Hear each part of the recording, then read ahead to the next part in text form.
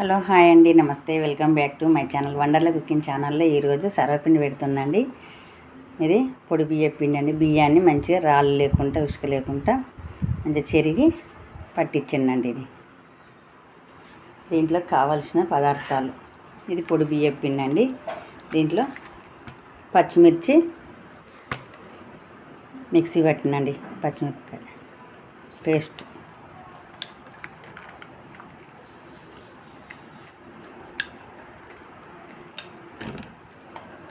కారాన్ని తగ్గట్టు వేసుకోండి.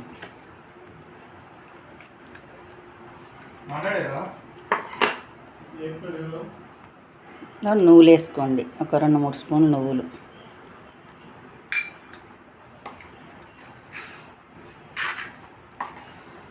ఒక స్పూన్ జీలకర్రని ఇట్లా నలిచేసుకోవాలండి.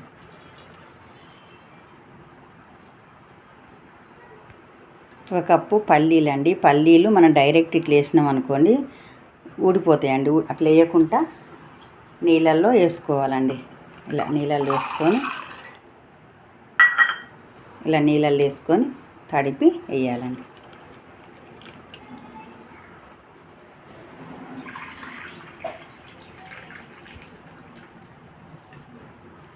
ఇలా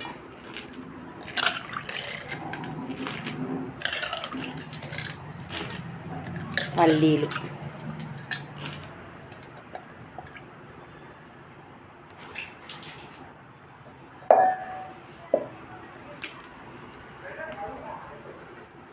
కొత్తిమీర అండి, కొత్తిమీర,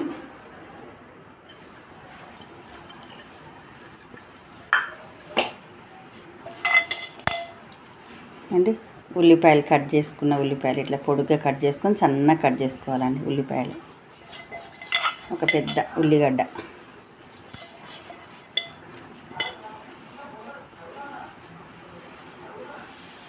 కరివేపాకు అండి.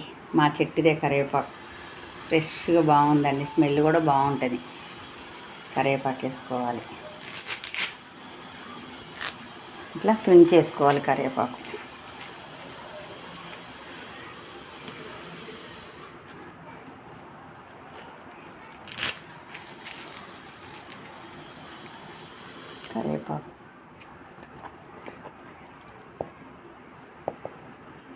ఒక 1/2 స్పూన్ కారం వేసుకోవాలి, ఒక 1.5 స్పూన్ ఉప్పు వేసుకోవాలి.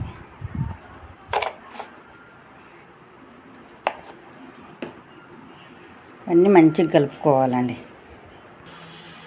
ఇలా మొత్తం ఉప్పు, కారం, పచ్చిమిరపకాయ పేస్ట్, జీలకర్ర అంతా మంచిగా కలుపుకోవాలండి. కలుపుకున్నాక నీళ్ళు పోసుకొని కలుపుకోవాలి. సన్నీళ్ళే అండి ఇవి, వేడి నీళ్ళు అవసరం లేదు.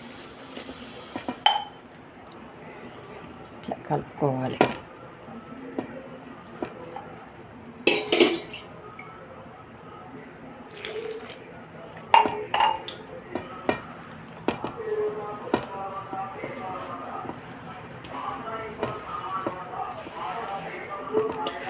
మంచిగా కలుపుకోవాలి. ఇలా మంచిగా ఇట్లా విసుకోవాలండి. విసుకున్న తర్వాత మనది దోశ పెనం పాతది ఉంటుంది చూడండి, అదైనా ఏం లేదు. లేకుంటే మన ఫ్రై గిన్నెలస్ ఉంటాయి, ఇట్లాంటివి ఉంటాయి చూడండి, కొంచెం ఎడల్పి ఇలాంటి వేనేం లేదు, ఏదేంటోనైనా చేసుకోవచ్చండి. దోశ పెనం మీద నేనైతే ఖరాబ్ అయిన దోశ పెనం మీద చేస్తున్నా. పిండి ఇలా విసుకోవాలండి. విసుకున్న తర్వాత ఈ దోశ పెనానికి కొంచెం నూనె రాయాలి.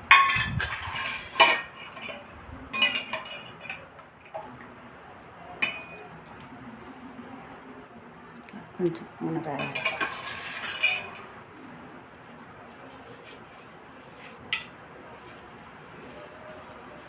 ఇది ఖరాబ్ అయిపోయిందండి దోశ పెను.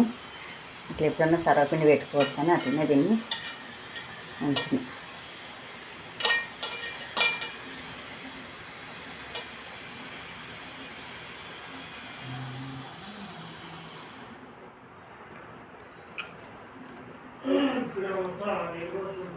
ఇలా అండి, ఇలా పెట్టుకోవాలి. ఇలా చేసుకోవాలండి. పలసగా చేసుకోవాలి, మరీ మందం చేసుకోవద్దు. పలసగా చేసుకొని చిన్న చిన్నగా ఇట్లా హోల్స్ పెట్టుకోవాలి. ఇలా పెట్టుకోవాలి హోల్స్.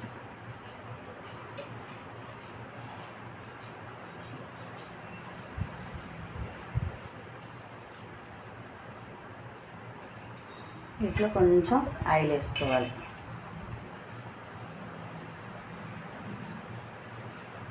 కొంచెం కొంచెం వేసుకోవాలి.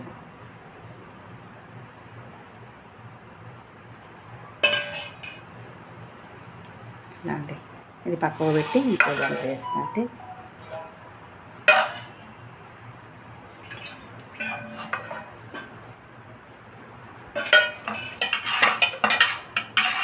కొంచెం నూనె వేసుకొని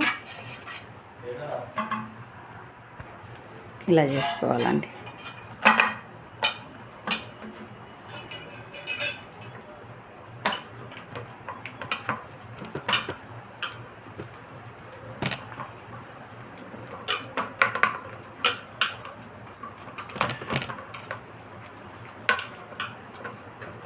పల్సగా అనుకోవాలి. మందం ఉంటే పిండి పిండి ఉంటుందండి. ఇట్లా పల్సగా చేసుకోవాలి.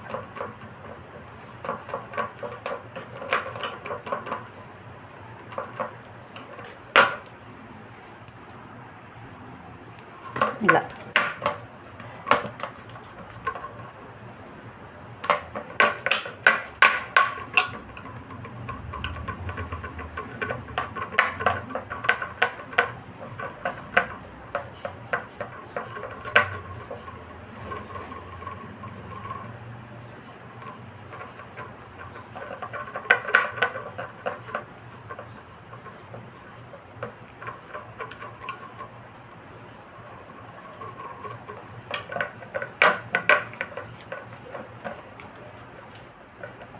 ఇలా పల్సగా చేసుకొని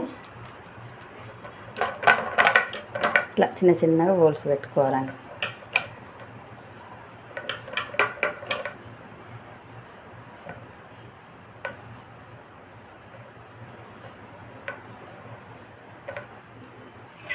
ఇట్లా కొంచెం ఆయిల్ వేసుకోవాలి.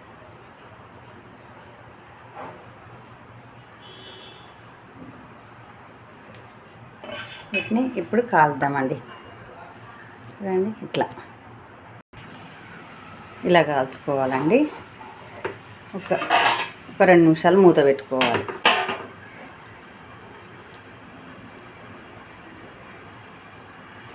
సేమ్ ఇంకోటి కూడా ఇలానే కాల్చుకోవాలి. ఇలా చూడండి, ఇలా ఒక 2 నిమిషాలు మూత పెట్టాలండి.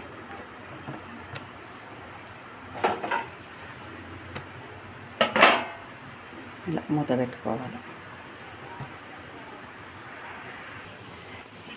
ఇలా చేసుకోవాలండి. చూడండి ఎంత బాగుందో. పెట్టుకోవాలి. ఇంకోటి ఇలా చేసిన మీరు దోశ పెనం మీద మీరు కూడా ఇట్లనే చేస్తారా? ఖరాబ్ అయిన దోశ పెనం మీద చేసేది ఉంటే నేను చిన్న టిప్పుని మీరు కూడా పాటించేది ఉంటే మనం సర్వపిండి ఇట్లా పెట్టుకోవచ్చు. చూడటానికి బాగుంటుంది, తినేటప్పుడు కూడా మంచిగా అనిపిస్తుంది. నేను తిడలుపుంటే పిల్లగానికి ఒకటి ప్లేట్లో పెట్టించినాం అనుకోండి మంచిగా తింటారు. చూడండి ఒకటి కాల్చిందండి. దీన్ని మూత పెడుతున్నా.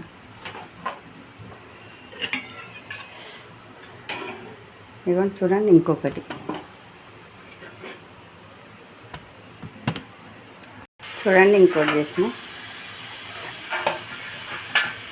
చూడండి ఎంత బాగుందో.